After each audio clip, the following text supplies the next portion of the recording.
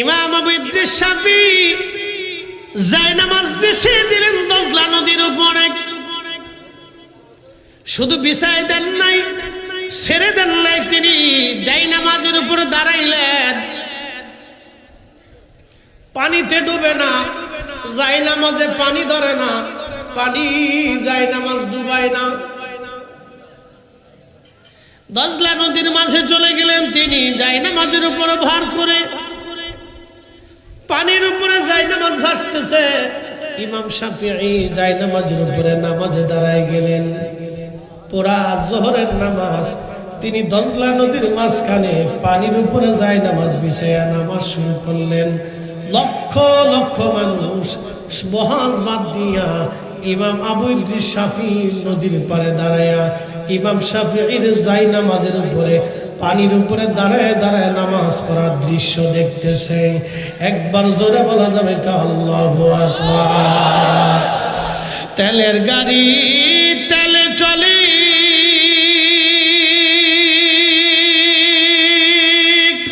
হাওয়ার গাড়ি হাওয়ায় উড়ে। তেলের গাড়ি তেলে চলে, হাওয়ার গাড়ি হাওয়ায় উড়ে। বিনা তেলে চালায় গাড়ি নবী সুলাইমান। আমরা সেই মুসলমান।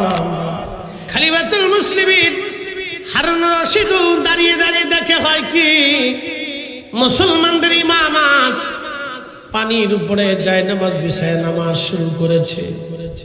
লক্ষ লক্ষ মানুষ আজ দেখতেছে ইমাম আবু ইদ্রিস শাফিঈ কি করে। কেমন মুসলমান ছিল তারা, মুসলমান ছিল কেমন মুসলমান। পুরা জোহরের নামাজ তিনি জায়নামাজ বিছিয়ে দজলা নদীর উপরে নামাজ পড়লেন ইমাম আবু ইদ্রিস শাফিঈ। নামাজ শেষ হয়ে যাওয়ার পরে ইমাম আবু ইদ্রিস শাফিঈ ডাক দিয়ে বললেন, খ্রিস্টানদের প্রধান মুবাহিস, প্রধান তর্কবিদ, কে আমার সাথে বহস করবা বলো। আমি আজকে স্টেজে বহস হবে না, আমি মুসলমানদের প্রধান মুবাহিস, আমি ইমাম আবু ইদ্রিস শাফিঈ। আমি এসেছি জায়নামাজ বিছাইয়া দজলা নদীর মাঝে। তোমাদের যদি সাহস থাকে করে যায়, তোমরা যদি নিজেদের দাবির উপরে সত্যবাদী হও, তোমরা যদি খ্রিস্টীয় ধর্মটাকে সত্য মনে করে থাকো, তোমরা যদি ঈসা নবীকে আল্লাহর ছেলে মনে করে থাকো, তোমরা যদি আল্লাহর স্ত্রী আছে মনে করে থাকো, তাহলে তোমরা আমি আবু ইদ্রিস শাফিঈর মতো জায়নামাজ বিছাইয়া দজলা নদীর মাঝখানে আসো। আমি আর তুমি দুইজনে বহাস করব। আজ দেখি আল্লাহ কাকে আজ বিজয় করে, আজ দেখা হয়ে যাবে।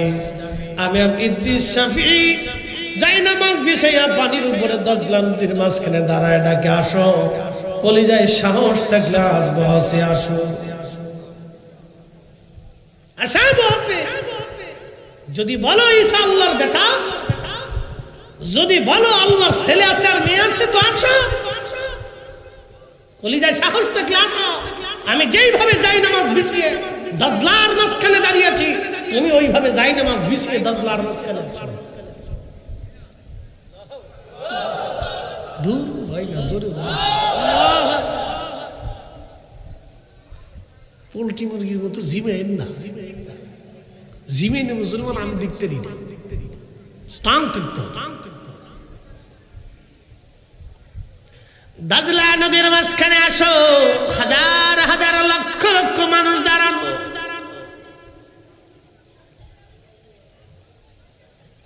খ্রিস্টান কেন, 14 গোষ্ঠীর পক্ষেও তো সম্ভব না। কি কথা বললেন?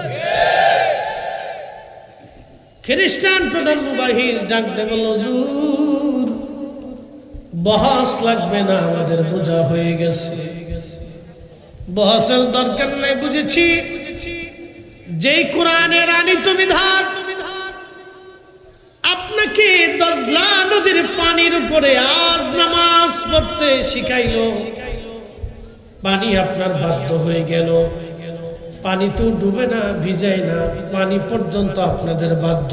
আজ যেই কালেমা, যেই ইমাম, যেই নবী আনিত ধর্মের উপরে আপনারা বিশ্বাস করার কারণে আপনার এই মর্তবা আপনার মালিক আল্লাহ আপনাকে দিয়েছেন। আমাদের আর বুঝার বাকি নাই, ওই আল্লাহ এক, ও আল্লাহ সত্য, আপনার নবী আখিরি নবী, আমাদের আর কোনো দলিল লাগবে না। আপনি চলে আসেন, বহস করব না। এই স্টেজেই আপনার সামনে, সবার সামনে আপনার হাতে কালেমা পড়ে আমরা সব খ্রিস্টান মুসলমান হয়ে যাব। সারা মুসলিম সাম্রাজ্যে, সারা খ্রিস্টান সাম্রাজ্যে জানাজানি ওই দিন সারা পৃথিবীর মানুষ উৎসুক, কারা বহাসে জিতবে, কারা বহাসে হারবে। ইরাকের থেকে হাজার হাজার লক্ষ লক্ষ খ্রিস্টানরা এসে উপস্থিত। মুসলমানরাও বহাস দেখবে কে বহাসে জিতে এবং হারে। মুসলিমদের যিনি প্রধান মুবাহিস, মুসলমানদের ইমাম হযরত ইমাম আবু ইদ্রিস আশ-শাফি রাহিমাহুল্লাহ, আল্লাহ তার পবিত্র নামটা আমি মসজিদে নববীতে রাদিয়াল্লাহু তাআলা আনহু সহ লেখা দেখেছি। পৃথিবীতে 4 জন ইমামের নাম মসজিদে নববীতে সাহাবায়ে কেরামের নামের পরে রাদিয়াল্লাহু তাআলা আনহু সহ লেখা। আমি আমার এই মোবাইলে ভিডিও করে এনেছি, লাইভও দিয়েছিলাম, ওইখানে দাঁড়ায়া দেখো। যারা মাযহাব মানো না, যারা মাযহাব অস্বীকার করো, তারা ভালো করে দেখো। মসজিদে নববীতে আল্লাহ এবং তার রাসূলের নাম পাশাপাশি যারা শিরিক মনে করে, এই নাফরমান মুসলমান বাংলাদেশে এসে কালেমা ভাগ করার জন্য আইছো না, আমার রাসূলের নাম কাটার জন্য আসছো। আমরা সুন্নিরা যতদিন জিন্দা থাকবো আল্লাহর পরে রাসূলের নাম কাটতে আসতে আমরা প্রজন্ম বাদে জিহাদের ময়দানে হলেও যেতে হবে। কথা বলেন ঠিক না?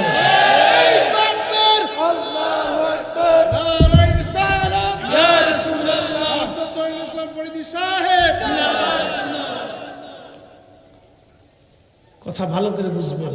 আল্লাহ মুহাম্মদ একসাথে বলবেন আল্লাহু আকবার। না না হয় না, জোরে বলেন, জোরে। কেবল তো এশার নামাজের পরে হয়েছে, এখনই ঝিমিয়ে গেছে। রাত 3টার সময় মুসলমান ঝিমায় না, আর আপনার এশার পরে ঝিমিয়ে গেছে। সেদিন কসুয়াতে মাইক ধরছে রাত 2টি, মনে হয়েছে মাগরিবের পরে ওয়াজ করতেছি।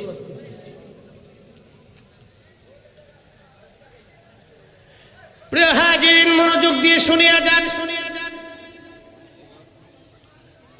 হযরত ইমাম আবু ইদ্রিস আশ-শাফিঈ রাদিয়াল্লাহু আনহু তিনি চিঠিখানা পাওয়ার পরে ইরাকের খলিফা, মুসলমানদের খলিফা হারুনুর রশিদের দরবারে চিঠি লিখলেন। ইয়া আমিরুল মুমিনিন, খলিফাতুল মুসলিমিন, আমি আবু ইদ্রিস শাফিঈ আমি বহসের জন্য প্রস্তুত আছি, কিন্তু শর্ত হলো বহসের সময়টা হবে বাদ জোহর, বহসের সময়টা হবে জোহর বাদ, আর বহসের জায়গা হবে দজলা নদীর পার। আমি বহস করব নদীর পারে এবং সময় হবে জোহরের নামাজের পরে।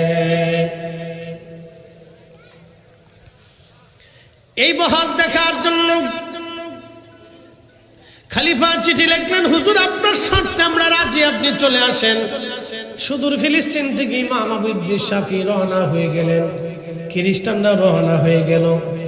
দিন তারিখ নির্দিষ্ট হলো, ইরাকের বাগদাদে লক্ষ লক্ষ মানুষ আসতে লাগলো বহাস দেখার জন্য। আমরা বহাস দেখব, মুসলমান জিতে না খ্রিস্টান জিতে, কে জিতবে আমরা বহাস দেখব। লক্ষ লক্ষ মানুষ বহাস দেখার জন্য আসছে। দজলা নদীর পারে বিরাট স্টেজ করা হলো। খলিফা নিজে থাকবে, হাজার হাজার আমির ওমরা সৈন্য সামন্ত, অনেক বড় বড় জ্ঞানী গুণী আলেম ওলামারা থাকবে। ইমাম আবু ইদ্রিস আশ-শাফিঈ আসবে বহাসের জন্য। দিন তারিখ নির্দিষ্ট হলো, জোহরের নামাজের পরে বহাস শুরু হবে। আল্লাহু আকবার। সেই দিন ইমাম আবু ইদ্রিস আশ-শাফিঈ যোহরের নামাজের পরে তিনি স্টেজের সামনে গেলেন, যা বললেন, খলিফাতুল মুসলিমিন, আমিরুল মুমিনিন, খলিফাতুল মুসলিমিন হারুন আর-রশিদ, আপনি আমাকে একটা জায়নামাজ আগে দেন, আমি আগে যোহরের নামাজ আদায় করব, তারপর আমি বহসের জন্য স্টেজে যাব। আগে জায়নামাজ দেন, আমি নামাজ পড়ে নেই। জায়নামাজ নিয়ে ইমাম আবু ইদ্রিস আশ-শাফিঈ দজলা নদীর মধ্যে জায়নামাজ বিছাই দিলেন। একসাথে বলবেন আল্লাহু আকবার। যে না বলবেন বুঝবে এটা কিপটে। একসাথে বলে, ধর হয় না, আরো জোরে বলে, জবান খুলে বলে। পাওয়ার আছে? কতক্ষণ না পাওয়ার আছে? কোথায় বিছাইছে? দজলা নদীতে জায়নামাজ বিছাই দিচ্ছে। শাহজালাল ইয়ামানি কোন নদীতে জায়নামাজ বিছাইছিল? এক শয়তানে বই লেখছে, উনি কলা গাছ দিয়ে নদী পার হয়েছে। বুঝতে পারছেন? ও দেখছে কলা, খাইছে কলা, মরার পরে পাবো কলা, কলার ঘরের কলা। কত কোয়ালিটির শয়তান দেশে আছে।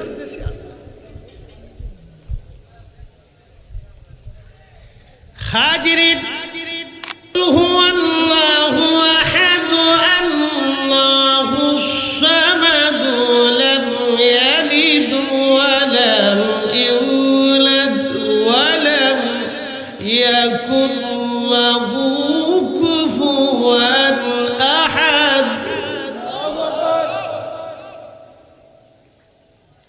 সূরা ইখলাস হচ্ছে আল্লাহর তাওহীদ ও রুবুবিয়তের চমকপ্রদ সাক্ষী। কুল হুয়াল্লাহু আহাদ, আল্লাহুস সামাদ, লাম ইয়ালিদ ওয়া লাম ইউলাদ।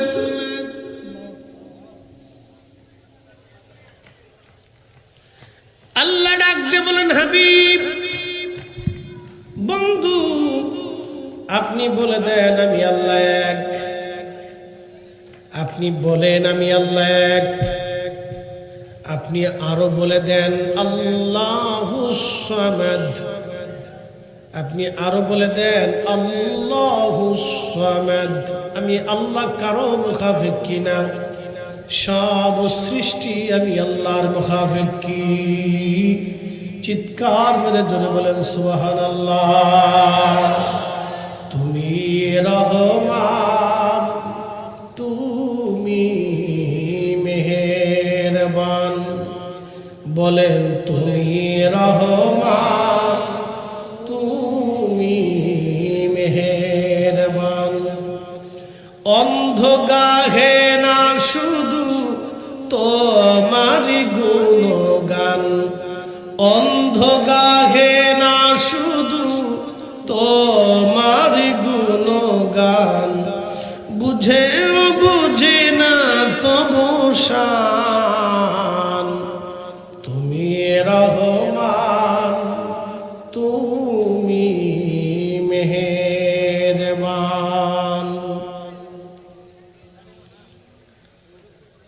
বাহুবলবাসী, এটা কি বাহুবল না সদর? বাহুবল তো মানে অনেক বড় থানা না, খারাপ না। কাছে চলিস, মানে হবিগঞ্জ শহরের কাছে চলিস। আচ্ছা, যারা ওই বিভিন্ন জায়গায় থানা তুলে ভাগ করছে, এদের কিছু মাথায় গন্ডগোল ছিল। কি কথা কর না কেন? কিছু গন্ডগোল ছিল, একবার সবাই যে মাথা পাক্কা ছিল তা না। আপনি জানেন ব্রিটিশরা যখন আমাদের দেশ ভাগ করে দিয়ে গেছে, তখন ভারতে এই কোন একটা ভিতরে একটু ঢুকাই দিছে। কত বড় শয়তান দেখেন, ও কিন্তু সোজা টেনে দিতে পারত। এই ফাজিল, এই বদমাইশটা বাংলাদেশের জায়গায় কমাই দিয়ে এই কোনার ভিতরে ঢুকাই দিয়ে আবার এই কোনাতে, আবার ওই কোনার ভিতরে ঢুকাই দিচ্ছে, মাইনকে সিবার ভিতরে ঢুকাইছে। কত বড় শয়তান! ব্রিটিশরা মারাত্মক শয়তান। কি কথা কর না কেন? খুব মারাত্মক ফাজিল, বিরাট শয়তান কোথাকার। দেখেন ঢুইতে ঢুইতে ঢুইতে এই কোনার ভিতরে একটু ঢুকেছে, আবার ওই কোনাতে ওই কোনার ভিতরে একটু ঢুকেছে। ফাজিল কোথাকার, শয়তান কোথাকার, তুই সোজা টেনে দিবি।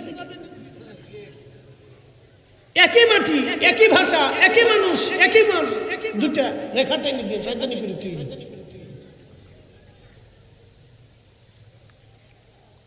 আপনি চট্টগ্রামের ম্যাপ যদি দেখেন তো আপনার মাথা নষ্ট হয়ে যায়। ডুহাইতে ডুহাইতে বাংলাদেশের ভিতরে ডুহাইয়া আবার কোনার ও কোনা পর্যন্ত নিয়ে গেছে। আজিল কোথাকার।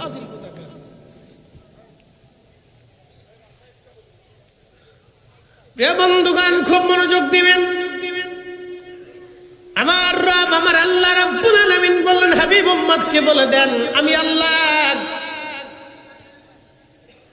আল্লাহুস সামাদ, আমি আল্লাহ কারো মুখাপেক্ষী না, আল্লাহ এক, আল্লাহর কোনো শরীক নাই। এটা নিয়ে পৃথিবীতে বহুবার বহাস হয়েছে, অনেকবার তর্ক হয়েছে যে আল্লাহ, আরো আল্লাহ আছে,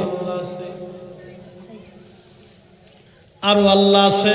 এই কথার উপরে বহু তর্ক বিতর্ক হয়েছে। আবার কেউ বলেছে কোনো আল্লাহই নাই, কোন স্রষ্টাই নাই, প্রকৃতি যার যার নিয়ম মোতাবেক চলতে থাকে। এটা হলো নাস্তিকদের আকিদা। তারা বলে সূর্য সূর্যের গতিতে চলে, চাঁদ চাঁদের গতিতে চলে, মানুষ মানুষের গতিতে চলে। এটা আর এক পাগল, তার মাথায় অনেক বড় গন্ডগোল ঢুকছে। কি কথা কন নাকি? ঠিক কিনা?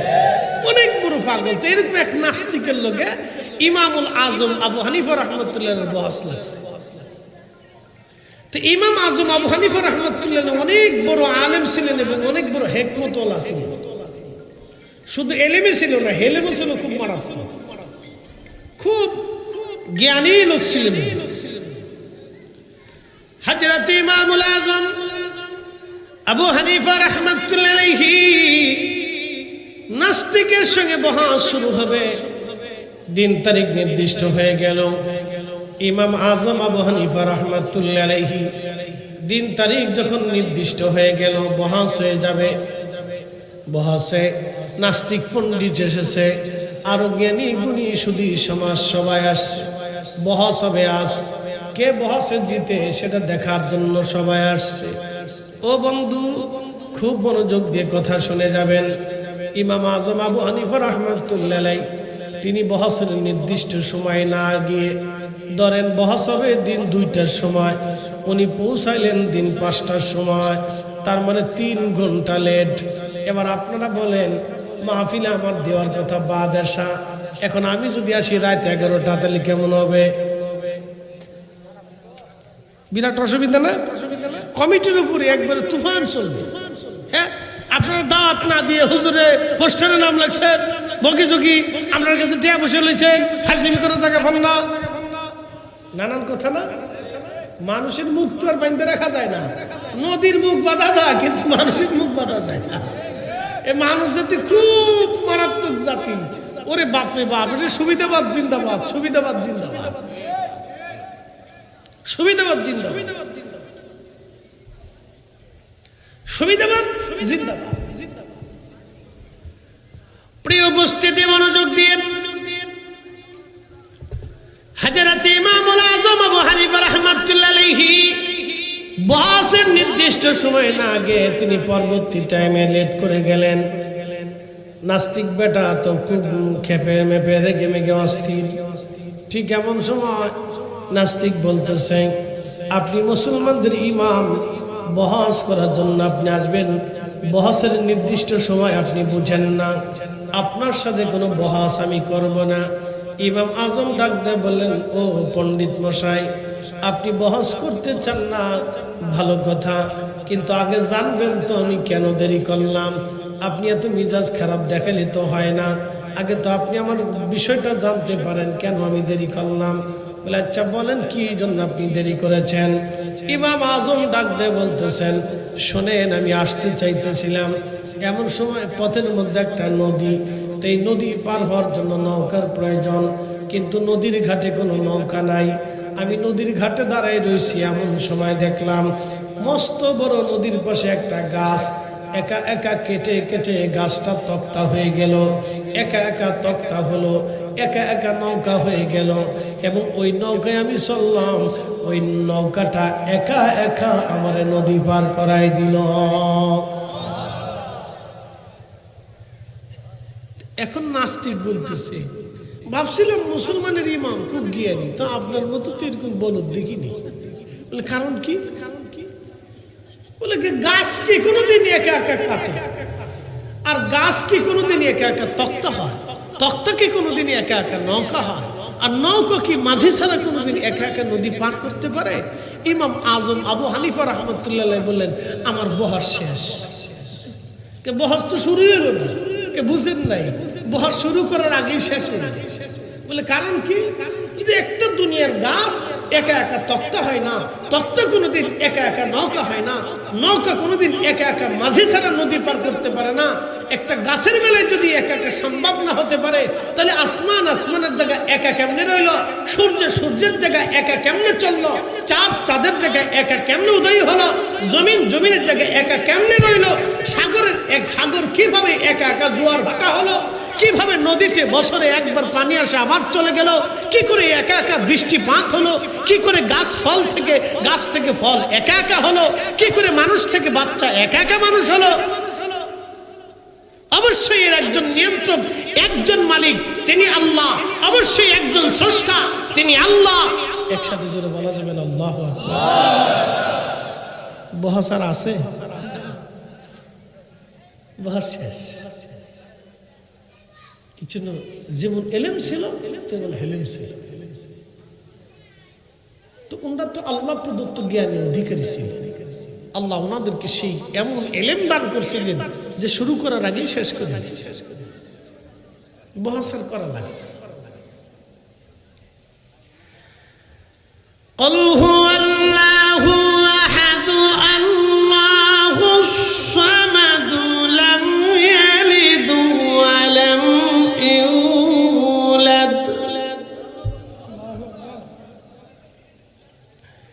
আল্লাহ জন্ম দেন না, জন্ম নেন না।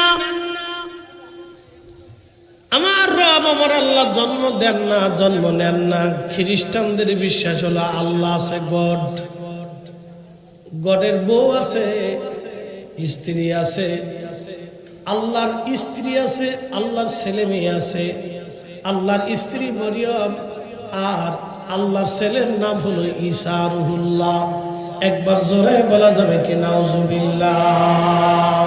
এটা হলো খ্রিস্টানদের বিশ্বাস। আর মুসলমানদের বিশ্বাস আল্লাহর কোনো স্ত্রী নাই, আল্লাহর কোনো সন্তান নাই। এটা নিয়ে খ্রিস্টানদের সঙ্গে একবার বহাস হলো মুসলমানদের। একসাথে বলবেন আল্লাহু আকবার। না, আরেকটু জোরে জোরে জোরে জোরে বুঝাইতেছি আমাদের আকাবিররা কিভাবে বহাস করত। আমরার পূর্বতন আকাবিররা তারা কিভাবে বহাস করত একটু শুনাইতেছি। তাদের বহাস আর আমরা দেশে বহাস হলে আগে মারামারি হয়, ফিডে ফিডি হয়।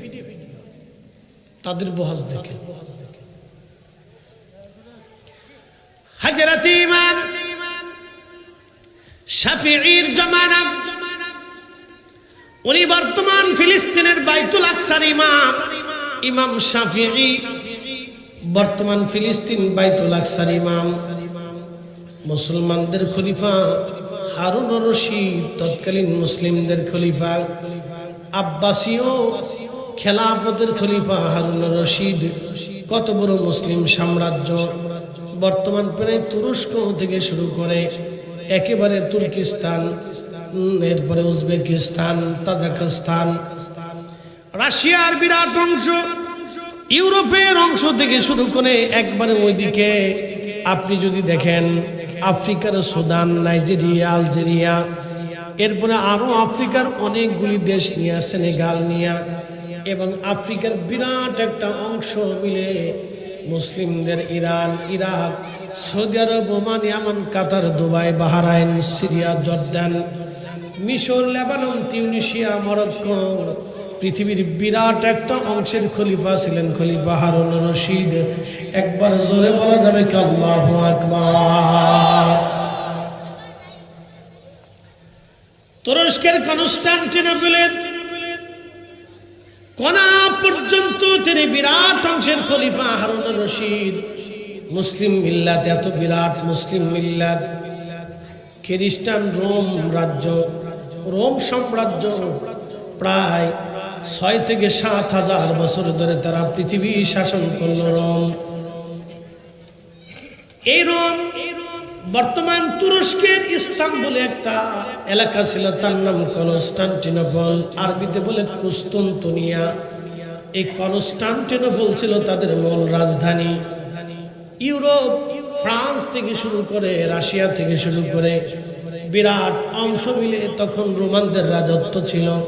সারা পৃথিবীর বিরাট অংশ তারা রাজত্ব করত। রোমরা ছিল খ্রিস্টান ধর্মের অনুসারী।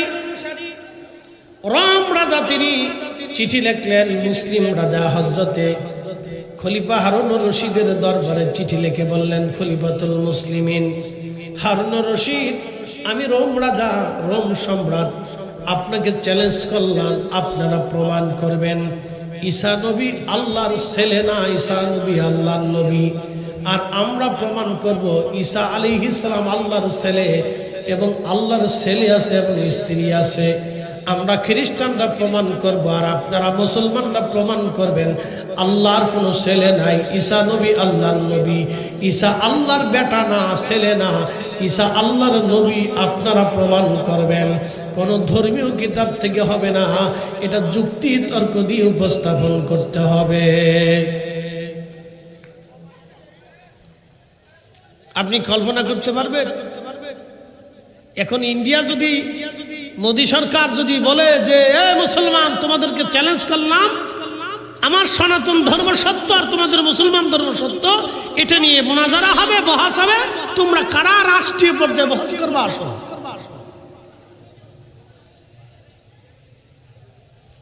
তাহলে সারা পৃথিবীতে এটা তোলপাড় লেগে যাবে না? সারা ওয়ার্ল্ডে এটা তোলপাড় লেগে যাবে যে তাহলে কে সত্য কে মিথ্যা। ডকুমেন্ট স্টাডি, তর্ক বিতর্ক হবে, সারা ওয়ার্ল্ড দেখবে কে জিতবে। পৃথিবীর 2 সাম্রাজ্য বহাসে নিমগ্ন, মুসলিম এবং খ্রিস্টান। খলিফাতুল মুসলিমিন হযরত হারুনুর রশিদ চিন্তায় পড়ে গেলেন, এই বহাসে যদি মুসলমানরা একবার হেরে যায়, কিয়ামত পর্যন্ত মুসলমান মাথা নিচু করে থাকবে, মুসলমান চেহারা দেখাইতে পারবে না, মুসলমানের মাথা নমনীয় থাকবে। কারণ খ্রিস্টানদের সাথে বহাসে হেরে যাবে মুসলমান, সারা জীবনের জন্য মুসলমানদের ইজ্জত নষ্ট হবে। কিন্তু আজকে আমি কাকে মুসলমানদের মুনাজির বানাবো, কাকে আমি প্রধান মুবাহিস বানাবো, কে প্রধান মুবাহিস হবে, কার নেতৃত্বে মুসলমানরা এই বহাসে বসবে। খলিফা হারুনুর রশিদের ঘুম নষ্ট হয়ে গেল, কাকে দায়িত্ব দিব। তিনি সারা পৃথিবীতে তন্ন তন্ন করে খোঁজে, মুসলমানদের এমন কাউকে তিনি খুঁজে পাচ্ছেন না যাকে প্রধান মুবাহিস দিলে নিশ্চিন্তে তিনি ঘুমাইতে পারবে। সারা ওয়ার্ল্ডে খুব চিন্তিত হয়ে গেলেন যে কাকে দায়িত্ব দিবে। তো উজির আজম বলতেছে, খলিফাতুল মুসলিমিন, চিন্তার কোনো কারণ নাই। মুসলমানদের একজন ইমাম আছে, তার নাম ইমাম আবু ইদ্রিস আশ-শাফিঈ। তিনি ফিলিস্তিনের বাইতুল আকসার ইমাম, এলেমে হেলেমে আমলে বুজুর্গিতে তিনি বর্তমান পৃথিবীতে অন্যতম শ্রেষ্ঠ।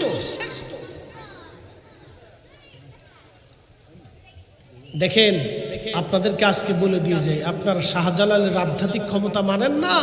এদেশের সলিমুদ্দিন মৌলবী কিছু মৌলবী বেরোইছে, 2 ফাতা পরে মনে করছে দিন কায়েম করছে। 18 কোটি মুসলমানের যা পারে নাই শাহজালাল আমিনী মুজাররদি একাই করে দেখিয়ে দিয়ে গেছে। কথা বলে ঠিক কিনা? ছোট করে দেখেন, ওনাদেরকে ছোট করে দেখার কোনো সুযোগ নেই। আউলিয়া একরাম যে ছোট করে দেখেন, ওনাদের এই অবদানকে ছোট করে দেখার সুযোগ নাই, উঠতে পারে নাই।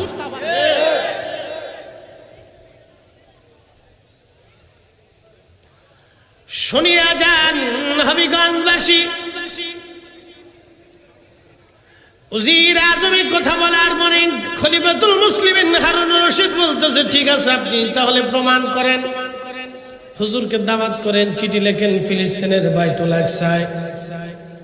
খলিফার পক্ষ থেকে চিঠি লেখা হলো, হুজুর, মুসলমানদের ইমাম খ্রিস্টান প্রধান রোম দেশ থেকে আমাদের উপর চ্যালেঞ্জ আসছে। আমরা প্রমাণ করব আল্লাহর কোনো ছেলে নাই, লাম ইয়ালিদ ওয়া লাম ইউলাদ। আমরা প্রমাণ করব আল্লাহর কোনো সন্তান নাই, স্ত্রী নাই, তিনি জন্ম নেন না, জন্ম দেন না। আর খ্রিস্টানরা প্রমাণ করবে আল্লাহর ছেলে আছে, স্ত্রী আছে, আল্লাহর ছেলে হযরত ঈসা নবী। তারা প্রমাণ করবে ঈসা আলাইহিস সালাম আল্লাহর বেটা। আর আমরা মুসলমানরা প্রমাণ করব ঈসা নবী আল্লাহর ছেলে না, তিনি শুধুমাত্র আল্লাহর নবী এবং রাসূল।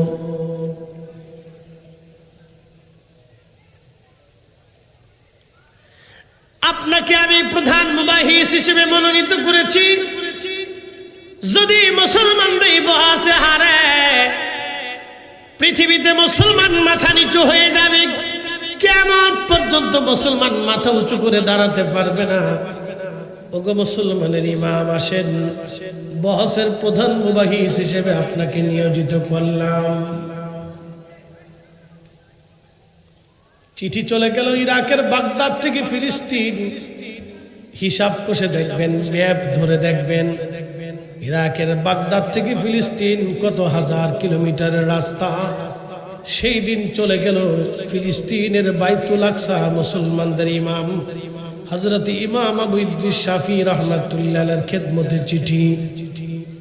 ওই দিক থেকে রোম দেশ থেকে সুধী সমাজ নিয়ে পণ্ডিত, জ্ঞানী, গুণী, তর্কবিদ, রাজ্যের যত বড় বড় তর্কবিদ, কবি, সাহিত্যিক যারা ছিল সবাইকে দিয়ে রোমান সম্রাট একটা বাহিনী করে, বড় সড়ো একটা কাফেলা করে, সৈন্য সামন্ত দিয়ে, পাহারা দিয়ে, গার্ড দিয়ে, সম্মানের সাথে রোম দেশ থেকে তাদেরকে ইরাকের বাগদাদে পাঠানো হলো। খ্রিস্টান প্রধানের চিন্তা করে দেখেন তার আত্মবিশ্বাস কত, যে তোমরা মুসলমানদের দেশে যে বহাস করো, আমাদের দেশে বহাস হবে না, আমরা তোমাদের দেশে যে বহাস করব।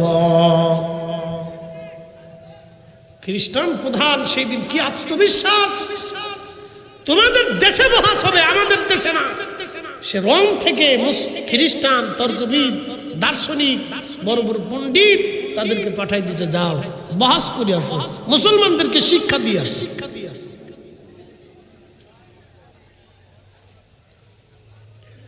সারা মুসলিম সাম্রাজ্যে, সারা খ্রিস্টান সাম্রাজ্যে জানাজানি। ওই দিন সারা পৃথিবীর মানুষ উৎসুক, কারা বহাসে জিতবে, কারা বহাসে হারবে। ইরাকের থেকে হাজার হাজার লক্ষ লক্ষ খ্রিস্টানরা এসে উপস্থিত। মুসলমানরাও বহাস দেখবে, কে বহাসে জিতে এবং হারে। মুসলিমদের যিনি প্রধান মুবাহিস, মুসলমানদের ইমাম হযরত ইমাম আবু ইদ্রিস আশ-শাফি রাহিমাহুল্লাহ, আল্লাহ তার পবিত্র নামটা আমি মসজিদে নববীতে রাদিয়াল্লাহু তাআলা আনহু সহ লেখা দেখেছি। পৃথিবীতে চারজন ইমামের নাম মসজিদে নববীতে সাহাবায়ে কেরামের নামের পরে রাদিয়াল্লাহু তাআলা আনহু সহ লেখা। আমি আমার এই মোবাইলে ভিডিও করে এনেছি, লাইভও দিয়েছিলাম, ওইখানে দাঁড়ায়া দেখো। যারা মাযহাব মানো না, যারা মাযহাব অস্বীকার করো, তারা ভালো করে দেখো।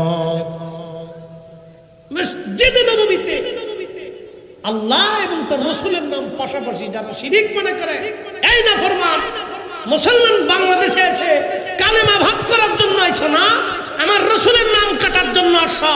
আমরা সুন্নিরা যতদিন জিন্দা থাকবো, আল্লাহর পরে রাসূলের নাম কাটতে আসতে আমরা প্রয়োজন বোধে জিহাদের ময়দানে হলেও যেতে হবে। কথা বলে ঠিক না?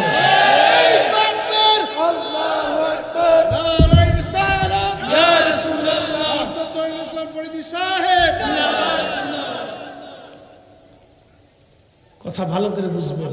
আল্লাহ, মুহাম্মদ, একসাথে বলবেন আল্লাহু আকবার। না না হয় না, জোরে বলেন, জোরে। কেবল তো এশার নামাজের পরে হয়েছে, এখনই ঝিমিয়ে গেছে। রাত ৩টার সময় মুসলমান ঝিমায় না, আর আপনার এশার পরে ঝিমিয়ে গেছে। সেদিন কসুয়াতে মাইক ধরছে রাত ২টি, মনে হয়েছে মাগরিবের পরে ওয়াজ করতেছি।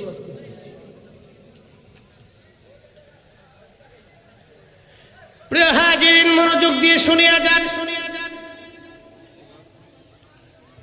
হযরত ইমাম আবু ইদ্রিস আশ-শাফিঈ রাদিয়াল্লাহু আনহু তিনি চিঠিখানা পাওয়ার পরে ইরাকের খলিফা, মুসলমানদের খলিফা হারুনুর রশিদের দরবারে চিঠি লিখলেন, ইয়া আমিরুল মুমিনিন, খলিফাতুল মুসলিমিন, আমি আবু ইদ্রিস শাফিঈ, আমি বহসের জন্য প্রস্তুত আছি, কিন্তু শর্ত হলো বহসের সময় তো হবে বাদ জোহর, বহসের সময় তো হবে জোহর বাদ, আর বহসের জায়গা হবে দজলা নদীর পার। আমি বহস করব নদীর পারে এবং সময় হবে জোহরের নামাজের পরে। এই বহস দেখার জন্য খলিফা চিঠি লিখলেন, হুজুর আপনার শর্তে আমরা রাজি, আপনি চলে আসেন। সুদূর ফিলিস্তিন থেকে ইমাম আবু ইদ্রিস শাফিঈ রওনা হয়ে গেলেন, খ্রিস্টানরা রওনা হয়ে গেল। দিন তারিখ নির্দিষ্ট হলো, ইরাকের বাগদাদে লক্ষ লক্ষ মানুষ আসতে লাগলো বহস দেখার জন্য। আমরা বহস দেখব, মুসলমান জিতে না খ্রিস্টান জিতে, কে জিতবে আমরা বহস দেখব। লক্ষ লক্ষ মানুষ বহস দেখার জন্য আসে। দজলা নদীর পারে বিরাট স্টেজ করা হলো। খলিফা নিজে থাকবে, হাজার হাজার আমির ওমরা সৈন্য সামন্ত, অনেক বড় বড় জ্ঞানী গুণী আলেম ওলামারা থাকবে। ইমাম আবু ইদ্রিস শাফিঈ আসবে বহসের জন্য। দিন তারিখ নির্দিষ্ট হলো, জোহরের নামাজের পরে বহস শুরু হবে। আল্লাহু আকবার। সেই দিন ইমাম আবু ইদ্রিস শাফিঈ জোহরের নামাজের পরে তিনি স্টেজের সামনে গেলেন, যা বললেন, খলিফাতুল মুসলিমিন, আমিরুল মুমিনিন, খলিফাতুল মুসলিমিন হারুনুর রশিদ, আপনি আমাকে একটা জায়নামাজ আগে দেন, আমি আগে জোহরের নামাজ আদায় করব, তারপর আমি বহসের জন্য স্টেজে যাব। আগে জায়নামাজ দেন, আমি নামাজ পড়ে নেই। জায়নামাজ নিয়ে ইমাম আবু ইদ্রিস শাফিঈ দজলা নদীর মধ্যে জায়নামাজ বিছাই দিলেন।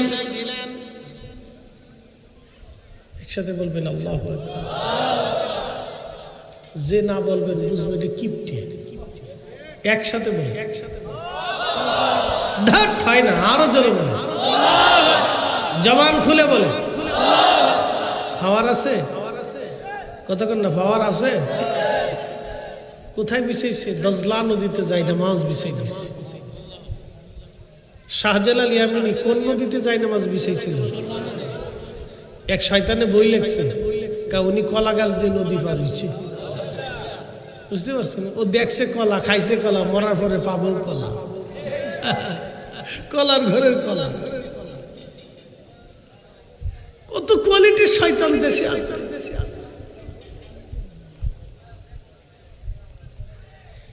হাজিরিন, ইমাম আবু ইদ্রিস শাফিঈ জায়নামাজ বিছিয়ে দিলেন দজলা নদীর উপরে। শুধু বিছাই দেন নাই, ছেড়ে দেন নাই, তিনি জায়নামাজের উপরে দাঁড়াইলেন। পানিতে ডুবে না, জায়নামাজে পানি ধরে না, পানি জায়নামাজ ডুবায় না। দজলা নদীর মাঝে চলে গেলেন তিনি, জায়নামাজের উপরে ভার করে, পানির উপরে জায়নামাজ ভাসতেছে। ইমাম শাফিঈ জায়নামাজের উপরে নামাজে দাঁড়ায় গেলেন। পুরা জোহরের নামাজ তিনি দজলা নদীর মাঝখানে পানির উপরে জায়নামাজ বিছাইয়া নামাজ শুরু করলেন। লক্ষ লক্ষ মানুষ বহস বাদ দিয়া ইমাম আবু ইদ্রিস শাফিঈ নদীর পারে দাঁড়ায়া ইমাম শাফিঈর জায়নামাজের উপরে পানির উপরে দাঁড়ায় দাঁড়ায় নামাজ পড়ার দৃশ্য দেখতেছে। একবার জোরে বলা যাবে কা আল্লাহু আকবার। তেলের গাড়ি তেলে চলে,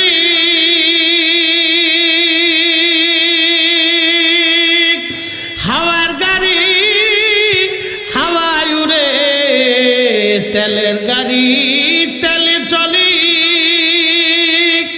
হাওয়ার গাড়ি হাওয়ায় উড়ে, বিনা তেলে চালায় গাড়ি নবী সুলাইমান। আমরা সেই মুসলমান, আমরা সেই মুসলমান। মসজিদে জুতা চুরি করি, গরু চুরি করে, আমি গরু চুরি করেছি, মুরগি চুরি করে মুসলমান।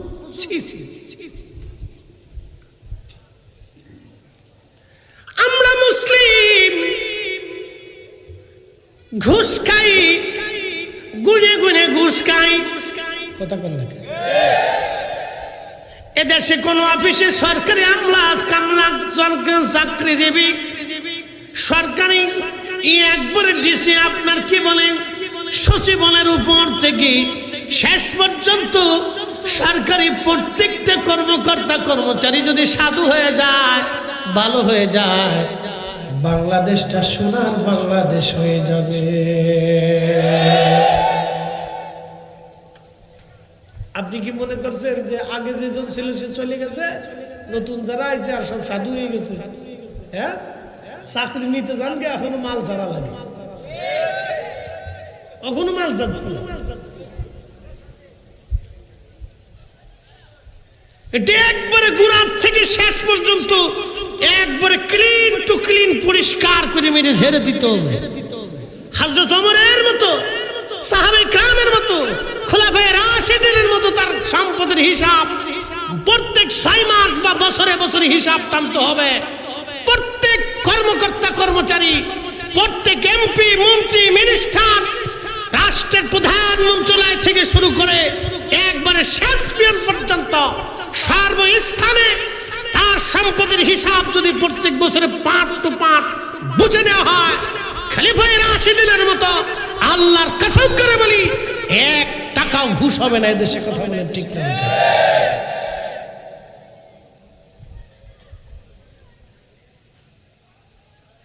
রন্দে রন্দে ঘা হয়েছে, ওষুধ কয় জায়গা দিবে? রন্দে রন্দে ঘা, জন্মগত ঘা, এটা জন্মগত ঘা হয়েছে। ওষুধ যতই দেন ঘা সারে না।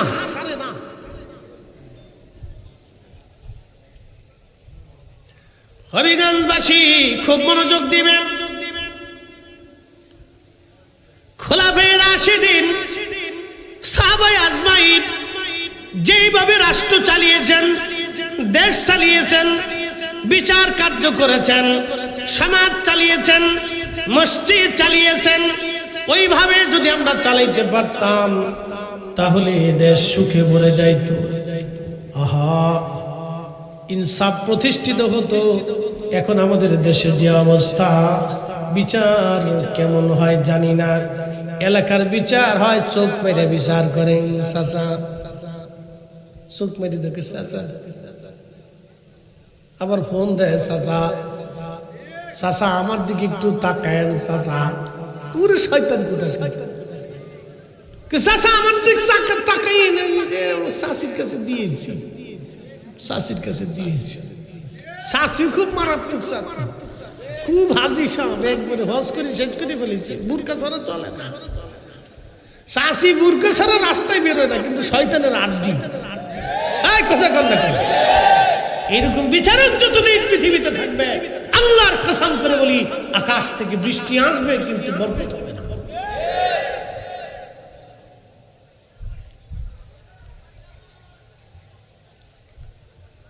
খলিফাতুল মুসলিমিন হারুন রশিদ দাঁড়িয়ে দাঁড়িয়ে দেখে হয় কি, মুসলমানদের ইমাম পানির উপরে যায় নামাজ বিছায় নামাজ শুরু করেছে। লক্ষ লক্ষ মানুষ আজ দেখতেছে ইমাম আবু ইদ্রিস শাফি কি করে, কেমন মুসলমান ছিল তারা, মুসলমান ছিল কেমন মুসলমান। পুরা জোহরের নামাজ তিনি যায় নামাজ বেশি 10 নদীর উপরে নামাজ পড়লেন ইমাম আবু ইদ্রিস শাফিঈ। নামাজ শেষ হয়ে যাওয়ার পরে ইমাম আবু ইদ্রিস শাফিঈ ডাক দিয়ে বললেন, খ্রিস্টানদের প্রধান মুবাহিস, প্রধান তর্কবিদ, কে আমার সাথে বহস করবা বলো। আমি আজকে স্টেজে বহস হবে না, আমি মুসলমানদের প্রধান মুবাহিস, আমি ইমাম আবু ইদ্রিস শাফিঈ, আমি এসেছি জায়নামাজ বিছাইয়া দজলা নদীর মাঝে। তোমাদের যদি সাহস থাকে করে যায়, তোমরা যদি নিজেদের দাবির উপরে সত্যবাদী হও, তোমরা যদি খ্রিস্টীয় ধর্মটাকে সত্য মনে করে থাকো, তোমরা যদি ঈসা নবীকে আল্লাহর ছেলে মনে করে থাকো, তোমরা যদি আল্লাহর স্ত্রী আছে মনে করে থাকো, তাহলে তোমরা আমি আবু ইদ্রিস শাফির মতো জায়নামাজ বিছাইয়া দজলা নদীর মাঝখানে আসো। আমি আর তুমি দুইজনে বহাস করবো। আজ দেখি আল্লাহ কাকে আজ বিজয় করে, আজ দেখা হয়ে যাবে। আমি ইদ্রিস শাফি জায়নামাজ বিছাইয়া পানির উপরে দজলা নদীর মাঝখানে দাঁড়ায় ডাকে, আসো, কলিজায় সাহস থাকলে আজ বহাসে আসো। আসা বহাসে যদি বলো ঈসা আল্লাহর বেটা, যদি বলো আল্লাহর ছেলে আছে আর মেয়ে আছে, তো আসো, কলিজায় সাহস থাকলে আসো। আমি যেইভাবে জায়নামাজ বিছিয়ে দজলার মাঝখানে দাঁড়িয়ে আছি, তুমি ওইভাবে জায়নামাজ বিছিয়ে দজলার মাঝখানে আসো। দূর হয় না, জোরে পোল্ট্রি মুরগির মতো জিমেন না, জিমেন মুসলমান আমি দেখতে দিই না, স্থান তৃপ্ত। দজলা নদীর মাঝখানে আসো, হাজার হাজার লক্ষ লক্ষ মানুষ দাঁড়ানো।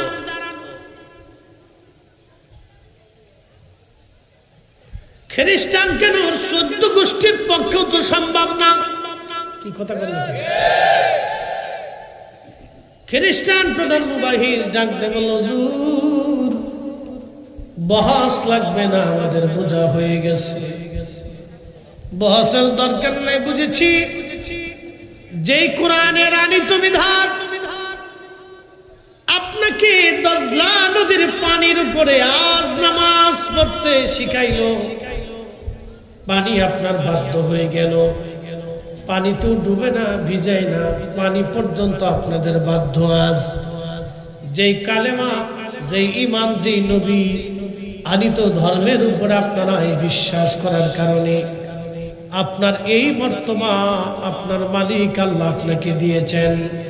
আমাদের আর বুঝার বাকি নাই, ওই আল্লাহ এক, ও আল্লাহ সত্য, আপনার নবী আখিরি নবী, আমাদের আর কোনো দলিল লাগবে না। আপনি চলে আসেন, বহাস করব না। এই স্টেজেই আপনার সামনে, সবার সামনে আপনার হাতে কালেমা পড়ে আমরা সব খ্রিস্টান মুসলমান হয়ে যাব। চিৎকার মেরে জোরে বলেন না আল্লাহু আকবার। এরা মুসলমান, মুসলমান, মুসলমান। কথা বলেন ঠিক না ঠিক? আল্লাহ ডাক দিলেন, হাবিব উম্মতকে জানান, লাম ইয়ালিদ ওয়ালাম ইউলাদ ওয়ালাম ইয়াকুল লাহু কুফুওয়ান আহাদ। আল্লাহুস সামাদ। আপনি বলে দেন আল্লাহ কারো মুখাপেক্ষী না, সব সৃষ্টিগুলি আমি আল্লাহর মুখাপেক্ষী। আপনি বলে দেন আমি আল্লাহ কারো মুখাপেক্ষী না, সব সৃষ্টি আমি আল্লাহর মুখাপেক্ষী। হবিগঞ্জবাসী, বাহুবলবাসী, 307 আউলিয়ার অন্যতম হযরত ইয়াসিন শাহ রাহমাতুল্লাহের স্মরণে আজকের মাহফিল। আপনারা বুঝে যাবেন, আজ আল্লাহর ওলিরা এসেছিলেন বিধায় জমিনে কালেমা সুন্দর পেয়েছেন। আল্লাহর ওলিরা এসেছিলেন বিধায় এই জমিনে কালেমার দ্বীন আপনারা পেয়েছেন। আল্লাহর ওলিরা এসেছিলেন বিধায় এই কোরআন পড়তে আপনাদের জন্য আর সহজ হচ্ছে। যদি ওলিরা না থাকতেন তাহলে বড় কঠিন হয়ে যেত আপনার জন্য দিন। শুধু ইমাম আবু ইদ্রিস শাফি না, পৃথিবীতে বহু ইমামরা, বহু ওলিরা জায়নামাজ বিছাইয়া নদীর উপরে, পানির উপরে নামাজ পড়ত। শুধু পানি না, পৃথিবীর সব সৃষ্টিগুলি তাদের গোলাম ছিল। এই জন্য আল্লামা ডক্টর ইকবাল রহিমাহুল্লাহ জবাবে শিকওয়ার মধ্যে তিনি লিখেছিলেন, কে আফাতুনে মুহাম্মদ সে तू हम तेरे है ये जांच जी किया लौह कदम तेरे है তুমি যদি আল্লাহর নবীর কদমের পরিপূর্ণ গোলামি করতে পারো যদি তুমি তোমার জীবনে রাসূলের গোলামি তুমি যদি করতে পারো আল্লামা ইকবাল বলেন ও দুনিয়ার মানুষ तमाम कुल मखलूक कायनात तुम्हार गोलामी करबे बांगलार कवि काजी नजरुल चमत्कार लिखेছিলেন আল্লাহকে যে পাইতে চায় হযরতকে ভালোবেসে আল্লাহকে যে পাইতে চায় হযরতকে ভালোবেসে আরশ কুরসি লৌহ কলম না চাহিতে পেছে সে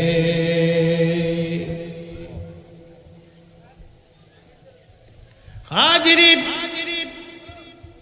এই জন্য মুসলমানদের ধর্ম বিশ্বাসের প্রথম বিশ্বাসের নাম লা ইলাহা ইল্লাল্লাহ আল্লাহ ছাড়া আর কোনো মালিক নাই কি কথা কোন না কেন আছে যদি বলেন আছে কল্পনাতেই আসবে মগজই আসবে কল্পনাতেই আসতে পারবে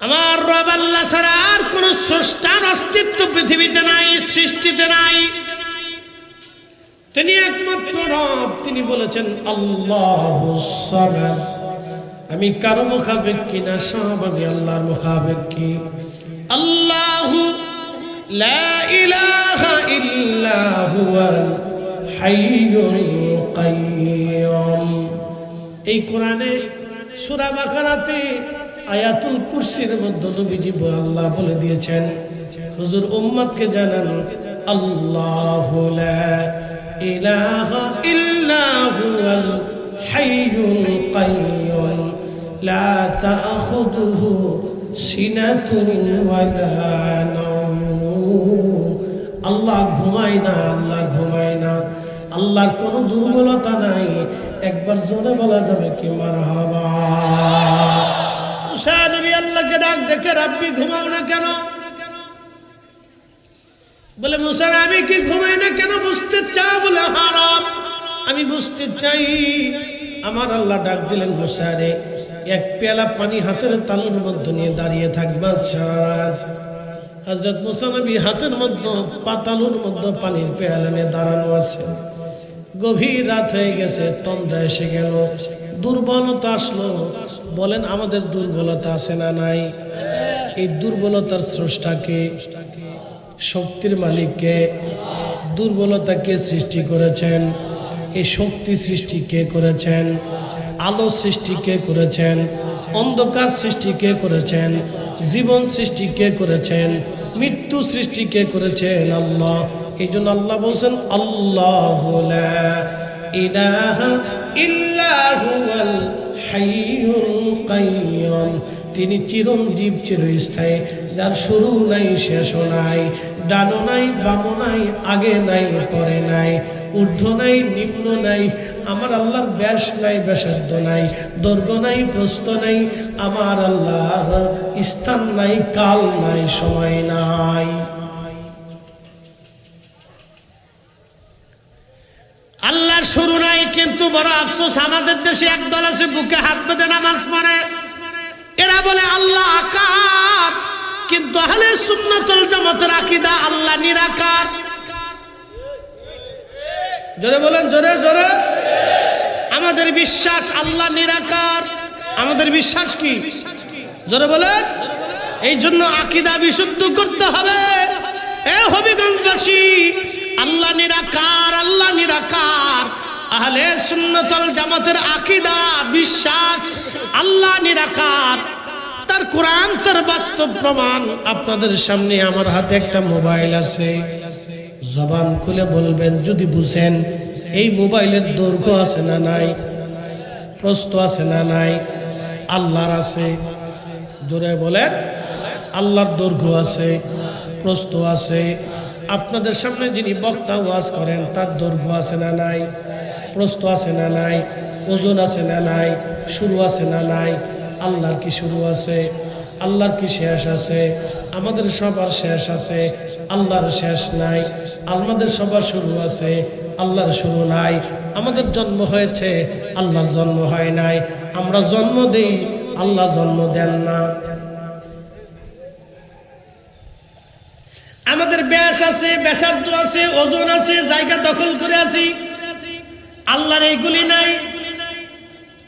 সমগ্র সৃষ্টি শুরু আছে, শেষ আছে, আল্লাহ শুরু নাই, শেষও নাই। সমগ্র সৃষ্টি জায়গা দখল করে আছে, আল্লাহ জায়গা দখল করে নাই। সমগ্র সৃষ্টি দেখা যায় কিন্তু আল্লাহ দেখা যায় না। সমগ্র সৃষ্টি অনুধাবন করা যায় কিন্তু আল্লাহর কুদরত অনুধাবন করা যায়। একসাথে জোরে বলা যাবে আল্লাহু আকবার। মোবাইলটা কি নিরাকার না আকার? জোরে বলেন। আপনি কি নিরাকার না আকার? আমি কি নিরাকার না আকার? আল্লাহ ব্যতীত যত সৃষ্টি আছে সব কিছুর অস্তিত্ব আছে, আকার আছে, বেকার আছে, ওকার আছে, জায়গা দখল করে আছে, ওজন আছে। বলে হুজুর বাতাসের তো ওজন নাই। কে বলছে বাতাসের ওজন নাই? আপনি এটাকে বলের মধ্যে ঢুকায় দেন, দেখবেন এর ওজন আছে। বাতাসের শুরু আছে, আবার শেষও হয়ে যাবে। কিন্তু আমার আল্লাহর শুরু নাই, শেষ নাই। এই জন্য একমাত্র আমার আল্লাহ নিরাকার, আর সব আকার আকার আকার। একমাত্র আমার আল্লাহ নিরাকার, আল্লাহ নিরাকার। অতএব আল্লাহকে যারা নিরাকার মনে করবে না তারা কখনো আহলে সুন্নাত ওয়াল জামাত হতে পারে না। নাম কাউস্তে মুসলমান, মুসলমান বুঝে তারপরে বাড়ি যাবে। বিরাট বড় শেখ আপনাকে শিখাচ্ছে। হাজার কোটি বছর যদি আপনি আল্লাহকে আকার মনে করে সেজদা দেন, কখনো আল্লাহর দরবারে আপনার সেজদা কবুল হবে না। কারণ লা ইলাহা ইল্লাল্লাহ, আল্লাহ ছাড়া আর কোনো মাবুদ নাই। আল্লাহর একটা গুণ মানবেন, আর একটা গুণ মানবেন না, তা হবে না, তা হবে না। সর্বগুণে আল্লাহকে মানার নাম লা ইলাহা ইল্লাল্লাহ। সর্বগুণ নাই এক গুণ। জোরে বলেন, জোরে বলেন। সর্বগুণে আল্লাহকে মানার নাম লা ইলাহা ইল্লাল্লাহ। এই জন্য আল্লাহর তাওহীদ রুবুবিয়্যাত আপনাকে বুঝে যেতে হবে। আমার রব, আমার আল্লাহর কোনো শরীক নাই। লা শারীকা লাহু ওয়া বিযালিকা উমিরতু ওয়া আনা আউয়ালুল মুসলিমিন।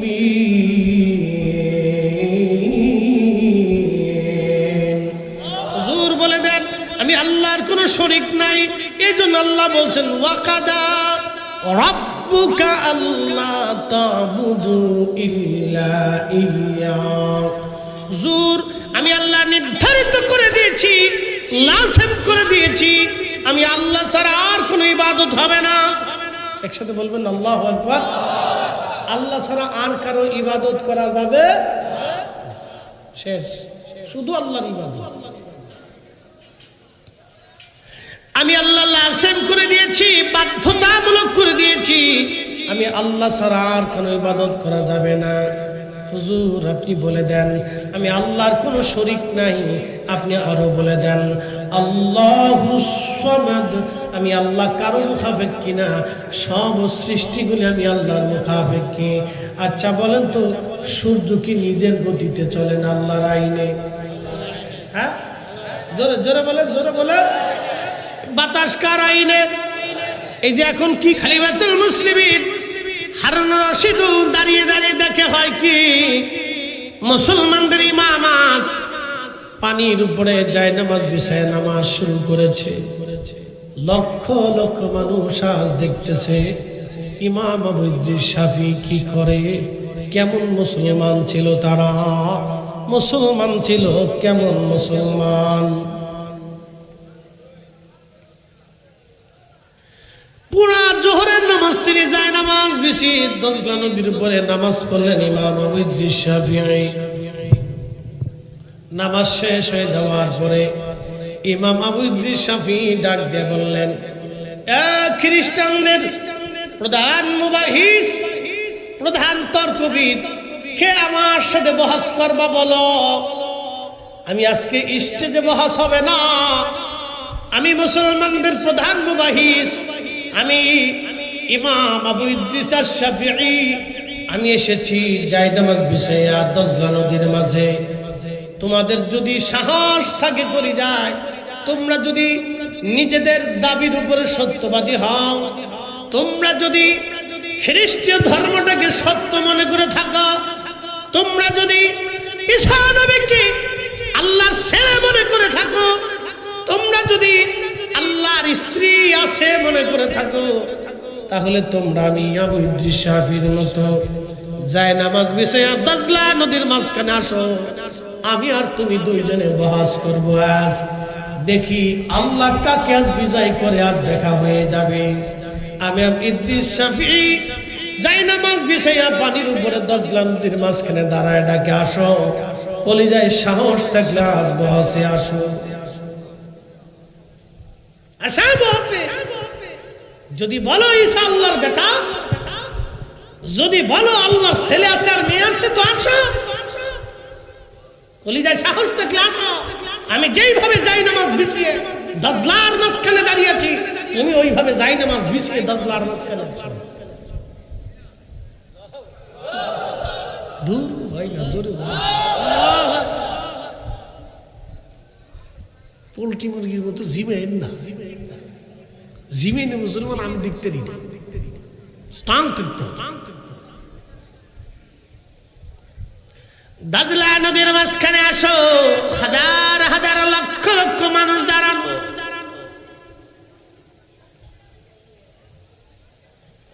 খ্রিস্টান কেন, 14 গোষ্ঠীর পক্ষেও তো সম্ভব না। কি কথা বললেন? খ্রিস্টান প্রধান মুবাহিস ডাক দিয়ে বলল, হুজুর বহস লাগবে না, আমাদের বোঝা হয়ে গেছে, বহসের দরকার নাই, বুঝেছি। যেই কোরআনের আনিত বিধান আপনাকে দজলা নদীর পানির উপরে আজ নামাজ পড়তে শিখাইলো, পানি আপনার বাধ্য হয়ে গেল, পানি তো ডুবে না, ভিজায় না, পানি পর্যন্ত আপনাদের বাধ্য। আজ যেই কালেমা, যেই ঈমান, যেই নবী আনিত ধর্মের উপরে আপনারা বিশ্বাস করার কারণে আপনার এই মর্তবা আপনার মালিক আল্লাহ আপনাকে দিয়েছেন। আমাদের আর বুঝার বাকি নাই, ওই আল্লাহ এক, ও আল্লাহ সত্য, আপনার নবী আখিরি নবী, আমাদের আর কোনো দলিল লাগবে না। আপনি চলে আসেন, বহস করব না। এই স্টেজেই আপনার সামনে, সবার সামনে আপনার হাতে কালেমা পড়ে আমরা সব খ্রিস্টান মুসলমান হয়ে যাব। এখন কোন কাল? হেমন্ত আর বসন্ত, দুইটা কালে গরম একটু কম পড়ে, মৃদু মৃদু বাতাসে স্নিগ্ধতা থাকে, খুব মজার বাতাস। একবারে বেশি মারাত্মক গরমও না, আবার শীত, শেষ রাত্রি একটু একটু পড়ে, হালকা হালকা হালকা হালকা। আচ্ছা বলেন, আল্লাহ কি ইচ্ছা করলে একদিনে সব শীত নামাই দিতে পারতেন না? কিন্তু দেন না কেন? ধীরে ধীরে ধীরে ধীরে ধীরে ধীরে ধীরে ধীরে শীত কেন আনেন? যদি আমার আল্লাহ একদিনে একসাথে সব ঠান্ডা নামাইতেন, সমস্ত মানুষ অসুস্থ হইয়া ঠান্ডায় কিছু মানুষ মারা পড়তো, রোগে আক্রান্ত হতো, ফসল নষ্ট হতো, গাছ নষ্ট হতো, মাছ নষ্ট হতো। এই জন্য ধীরে ধীরে ধীরে ধীরে সময়ে সময়ের পরে শীত আনে। আবার যখন গরম আনবে তখন বসন্ত দিয়ে আল্লাহ ধীরে ধীরে ধীরে ধীরে গরম আনে। একদিনে বর্ষা নামায় না। আল্লাহ যদি চাইতেন তাহলে একাধারে 15 দিন বৃষ্টি নামাইতেন। হঠাৎ করে সকাল থেকে বৃষ্টি শুরু হইতো, একাধারে 15 দিন যদি সারা বাংলাদেশে বৃষ্টি নামে তাহলে আপনি বুঝেন তো অবস্থা কি হবে। সারা বাংলাদেশ ডুবে যাবে, পানিতে বন্যা হয়ে যাবে, সারা বাংলাদেশে লক্ষ লক্ষ মানুষ পানিতে মারা যাবে। খাদ্য খাদ্য সংকট হবে, ফসল নষ্ট হয়ে যাবে। এই জন্য আমার আল্লাহ একদিনে বর্ষা দেয় না, ধীরে ধীরে ধীরে ধীরে বর্ষা দেয়। ও হবিগঞ্জবাসী, এই জন্য আমার আল্লাহ বললেন, হুজুর আপনি বলে দেন আল্লাহুস সামাদ, আমি কারো মুখাপেক্ষী না, সব সৃষ্টিগুলি আমি আল্লাহর মুখাপেক্ষী। আমার রব আমার আল্লাহ এত বড় দয়াবান, এত বড় শক্তিশালী আমার মালিক আমার আল্লাহ। একটু বুঝে যাবেন, আল্লাহ দেখা লাগবে না, আল্লাহর কুদরত গুলি যদি চিন্তা করেন তাহলে আপনি বুঝতে পারবেন আল্লাহর কুদরত কত অপরিসীম। আপনি শুধু আপনার নিজের নফসের দিকে তাকান, আপনি আপনার নিজের চেহারার দিকে তাকান, আপনি আপনার নিজের বডির দিকে তাকাইলে আল্লাহ চিনে যাবেন। মাথা থেকে পা পর্যন্ত একটু তাকায় দেখেন আল্লাহ কত বড় চমৎকার। আল্লাহ কোরআনে বলে দিলেন, আল্লাযী খালাকাকা ফাসাওয়াকা ফাআদালাক ফি আই সূরাতিন মা শাআ রাক্কাবাক। আল্লাহ বলেন, আমি তোমাকে সৃষ্টি করেছি, সুবিন্যস্ত করেছি, সুঠাম করেছি। একসাথে বলবেন আল্লাহু আকবার। না আরো জোরে জোরে জোরে জোরে জোরে। কোন সন্তান যদি মায়ের দুধ পান না করে, ওই সন্তান ভবিষ্যতে পুষ্টিহীন হয়, ওই বাচ্চাটা পুষ্টিহীন হবে ভবিষ্যতে।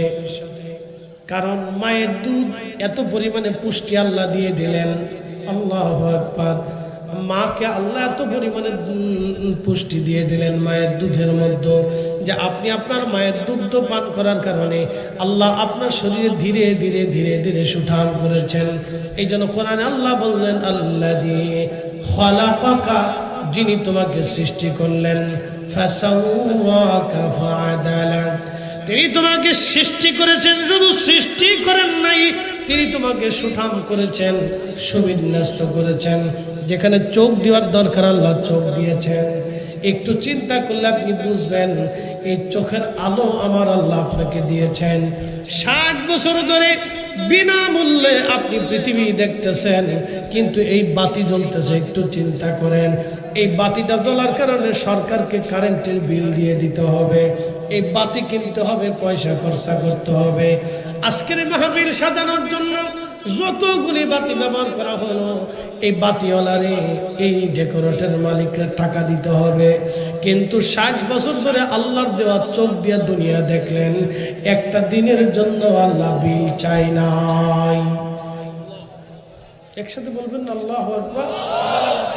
একটা দিনের জন্য আল্লাহ বিল চাইছে, কিন্তু একটা বিল চাইছে, লাইন শাকারতুম, তুমি কৃতজ্ঞ হবা, তুমি কৃতজ্ঞ হবা। কেমনে? হাইয়া আলাস সালাহ,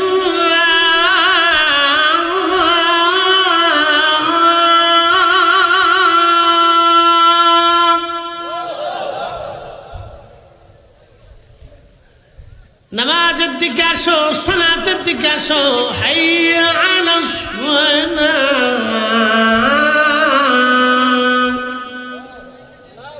সালাতের দিকে আসো। যখনই মুয়াজ্জিন সালাতের জন্য ডাক দিবে, তখনই আপনার ওযু বানাইয়া ব্যবসা ছেড়ে দিলেন, দোকান বন্ধ করলেন, কাজকর্ম ছেড়ে দিয়ে আপনি আল্লাহর ঘর মসজিদে যখন যায় নামাজে দাঁড়াবেন, তখনই আপনি কৃতজ্ঞ বান্দা। কারণ আপনার মালিক আপনাকে ডাক দিয়েছেন এই সময়। অতএব আপনার মালিক আপনাকে 60 বছর ধরে চোখের আলো দিলেন, একটা দিনের জন্য আলো বন্ধ করে দেন নাই। তাহলে ওই মালিকরে আমাকে সেজদা দিতে হবে। সেজদার জন্য যখন মসজিদে এসে যাবেন, তখনই আপনি কৃতজ্ঞ বান্দা। লা ইন শাকারতুম লা আযীদান্নাকুম ওয়া লা ইন কাফারতুম ইন্না আযাবী লাশাদীদ। আপনি তখনই কৃতজ্ঞ বান্দা। শুনে যান, বুঝে যাবেন, আপনি তখনই কৃতজ্ঞ, আপনি তখনই কৃতজ্ঞ, আপনি তখনই কৃতজ্ঞ। কৃতজ্ঞ হাত। জিন্দেগি দিলেন আল্লাহ, সূর্যের আলো দিলেন আল্লাহ। এখন বলেন পৃথিবীতে সূর্য উদিত হয়, সন্ধ্যাবেলা সূর্য ডুবে যায়, বিনামূল্যে 12 ঘন্টা সূর্যের আলো দিয়ে যিনি আপনাকে আলোর ব্যবস্থা করলেন, তাহলে একটা দিনের জন্য সে আল্লাহ আপনার কাছে বিল চাই নাই, একটা বিল চাইছে ওয়াশকুরুলি ওয়ালা তাকফুরুন, তুমি আমার শুকর আদায় করো, নাফরমানি করিও না। যখনই রমজান আসবে তখনই দুনিয়ার সবকিছু ছেড়ে দিয়ে আপনাকে রোজা রাখতে হবে, তাহলে আপনি আল্লাহর শুকরগুজারি বান্দা। কি কথা কন না কেন? বাড়িতে কুত্তা আছে না নাই? আছে না নাই? এই কুকুরকে খাবার দেন কি? তেমন কিছু না, বাড়ির উচ্ছিষ্ট খাবার এই কুত্তা বিলাইকে আপনি দেন। কুত্তা খাবার খাওয়ার পরে আপনার বাড়ি ছেড়ে যায় না, আপনি দুটা লাঠি মারলেও যায় না, লাঠি দিয়ে পিটাইলেও যায় না, ও কেঁদে কেটে আবার ঘুরে ঘুরে আপনার কাছে বেহায়ার মতো লেজ ম্যাজ ঘুরাইয়া মাথা মতানো হয়ে আপনার সামনে চলে আসে, আপনার চারপাশে ঘুরে আর কয়, মালিক যতই মারো তোমার দরজা ছাড়ব না। এই কুকুরকে 2 বেলা খাওয়ানোর কারণে কুত্তা আপনার কৃতজ্ঞতা আদায় করলো, আপনার প্রতি কৃতজ্ঞ হলো কুত্তা। কুত্তা থেকে কৃতজ্ঞতা বুঝে যাবেন, আপনি সারা রাত্র ঘুমাইছেন, কুত্তা আপনারে পাহারা দিয়ে গেল, আপনি বিনিময়ে তেমন কোনো খাট পালঙ্গ দেন নাই, মাসিক বেতন ধার্য করেন নাই, মাত্র পেটে ভাতে পেটে ভাতে। কি কথা কন না কা? আর আপনার 60 বছর ধরে খাওয়াই কে? একসাথে বলেন বলেন বলেন, কে খাওয়া? তো কুত্তারে দিয়েছেন খালি পেটে পেটে, তারপরেও আপনার সারা রাত পাহারা দিয়েছেন। আর আপনি পেটে পেটে না, আল্লাহ 60 বছর ধরে খাওয়াইতেছে, তারপরে এশার নামাজ পড়তে মন চায় না, ফজর পড়তে মন চায় না, তারপরে জোহর পড়তে মন চায় না, আসর পড়তে মন চায় না, মাগরিব পড়তে মন চায় না। আপনি আবার দাবি করেন আপনি মরে যাওয়ার পরে 80টা হুর পাবেন, শয়তান হাসে কার চাচা। হ্যাঁ, তখন আপনার কৃতজ্ঞতা আসে না। 40 বছর ধরে একটা মা সন্তানের পিছনে পরিশ্রম করে, একটা কুত্তা 2 বেলা পেটে পেটে খাওয়ানোর জন্য এই কুকুর আপনার পিছু ছাড়ে না, দরজা ছাড়ে না, আপনার বাড়ি চোর আসতে দেয় না, আপনার মুরগি শিয়ালে ধরতে দেয় না। সে নির্দিষ্ট ওই সামান্য বেতনে একটা কুত্তা আপনার বাড়ি পাহারা দেয়, সে তার দায়িত্ব পালন করে। কিন্তু 40টা বছর একটা সন্তান মা হারে খাওয়াইলো, একটা সন্তানকে মা খাওয়াইলো, কোলে কাঁধে কোটে কোন পিঠে করে সন্তানকে লালন পালন করলো। ওই ছেলেটা বড় হওয়ার পরে মা বাবারে তখন ভুলে যায়। আজকে দেখলাম খবরে একটা ছেলে আইহা তার মুখে দাঁড়িয়ে আছে, তার নিজের মারে হত্যা করে ফ্রিজের মধ্যে কাইটে কেটে রাখছে। সি সি সি সি, কত নিকৃষ্ট সমাজ, কত নিকৃষ্ট মানব জাতি নিজের মাকে কেটে কেটে ফ্রিজের মধ্যে রাখে। আমি মনে করি ওকে প্রকাশ্যভাবে এদেশে ফাঁসি দেওয়া উচিত। কথা বল ঠিক কিনা? ওকে প্রকাশ্য শাস্তি দেওয়া উচিত এদেশে।